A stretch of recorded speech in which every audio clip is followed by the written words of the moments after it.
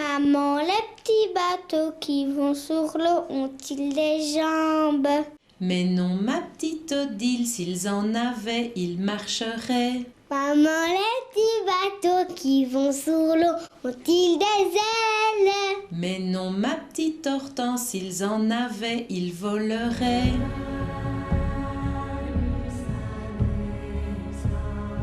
Eh bien moi, cet été, j'en ai vu des bateaux qui volaient. On aurait dit de grands oiseaux qui faisaient la course avec les nuages. Il y en a même un qui est passé en rase-motte au-dessus de ma tête. J'ai bien cru qu'il allait m'écraser. Heureusement, au dernier moment, il est retombé sur ses jambes.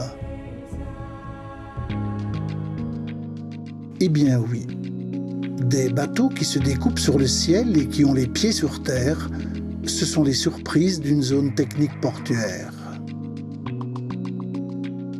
Ce fin voilier tout en bois va bientôt se libérer de ses ailes et de ses jambes. Il retrouvera son milieu naturel après de longs mois de restauration. Car Élic Marin, c'est son nom, est un très vieux monsieur. Il a eu 100 ans en 2012. Il aurait fort bien pu finir ses jours en pourrissant dans le port de La Ciotat. Mais c'était sans compter sur la passion de 4 amoureux de vieux gréement.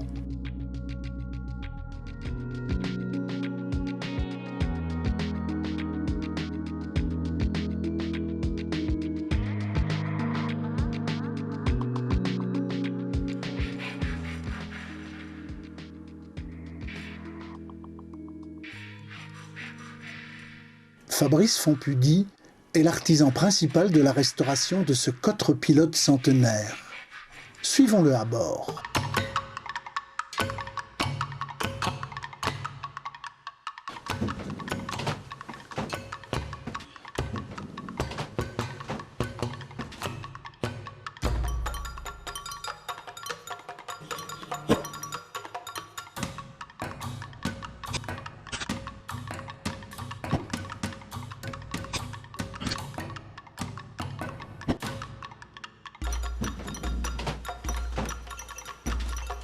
Nous sommes à bord d'Élic Marin, un cotre-pilote 1912, fabriqué à Concarneau. Nous avons eu l'occasion d'acquérir ce bateau avec trois amis, Jean-Philippe, Bernard et Stéphane. Et nous sommes attaqués à sa restauration depuis 1 an maintenant, en espérant le mettre à l'eau sous peu. Il reste encore du travail effectué, mais on s'y attelle. C'est à Gruissant, port de plaisance proche de Narbonne, que Fabrice et ses amis ont ramené Élic Marin en 2011. Vous conviendrez avec moi qu'il y a pire comme lieu de revalidation. Depuis, ils s'activent sans compter pour donner une seconde vie à leur élégant voilier. Une seconde vie, Fabrice a connu ça aussi, professionnellement. Personnellement, je suis originaire de Lot-et-Garonne, une région située entre Bordeaux et Toulouse, au milieu des terres. Mais j'ai eu la chance, durant mon enfance, d'aller sur la côte atlantique, notamment à l'île d'Oléron. Donc j'ai une attache profonde avec la mer depuis lors.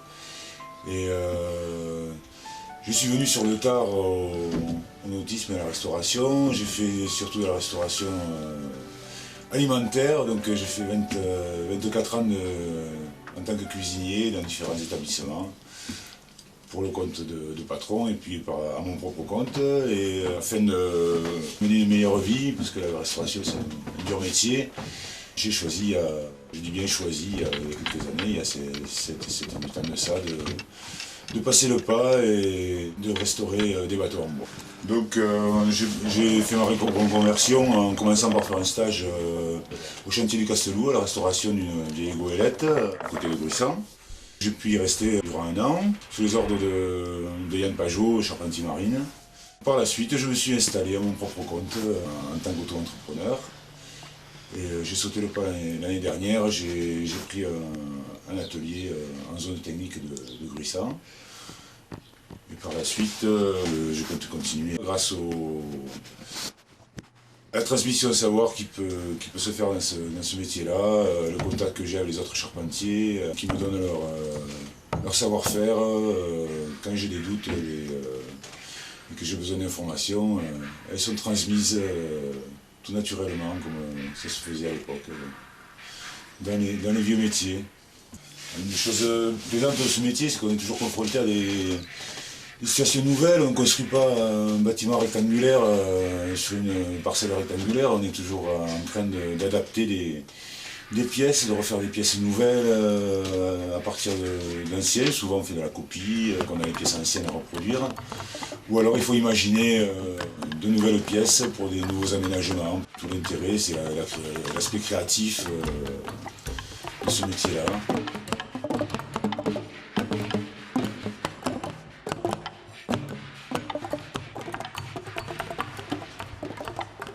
Oh, l'atelier de Fabrice n'est pas bien grand, mais au bord de la Méditerranée, petit poisson deviendra grand. Laissez-lui un peu de temps. Financièrement, les débuts du charpentier de marine n'ont pas toujours été roses. Des fins de mois difficiles, les outils achetés au fur et à mesure, un carnet de commandes qui peine à se remplir. Mais l'essentiel était ailleurs.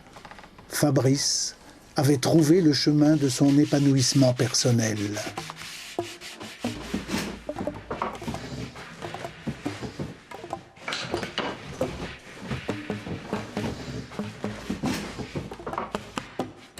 Voilà le chêne sec à 15 ans de séchage que j'utilise pour restaurer le bateau.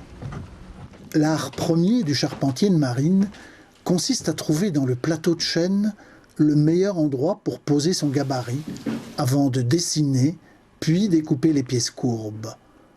Ensuite, s'organiser pour laisser le moins de déchets possible. Mais rien ne se perd cependant. L'hiver, Fabrice a de quoi alimenter son feu. Il peut faire froid aussi dans le sud.